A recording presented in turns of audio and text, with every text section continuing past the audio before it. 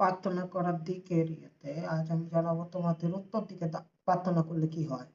হ্যাঁ, তো উত্তর দিকে আমরা প্রার্থনা বা ম্যানিফেস্টেশন যদি করি তো আমরা আহ সুস্বাস্থ্য, গুড হেলথ, তারপর নিরাময়, কোনো ব্যাধি থাকলে, কোনো অনেকদিন ধরে রোগে ভুগছো সেটার থেকে নিরাময় হওয়ার জন্য, আধ্যাত্মিকতা, স্পিরিচুয়ালিটি সম্পর্কিত, ইনটিউশন, অন্তর্দৃষ্টি, তোমার দূরদৃষ্টিতা বাড়ানোর জন্য, ক্লামনেস, প্রশান্তি, একটা শান্তি প্রশান্তির অভাব থাকে, সেক্ষেত্রে এগুলো আনার জন্য আমরা উত্তর দিকে প্রার্থনা বা ম্যানিফেস্টেশন করলে সেটা তাড়াতাড়ি পূরণ হয়।